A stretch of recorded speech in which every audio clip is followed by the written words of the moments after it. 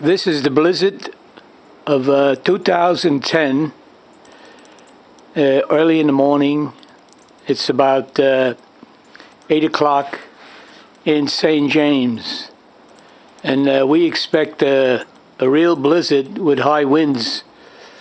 Right now we don't have any winds. It's very calm, and it looks beautiful with all the snow-covered trees, etc. That machine right there is a snow plow ready to be used for this storm. Thank you very much.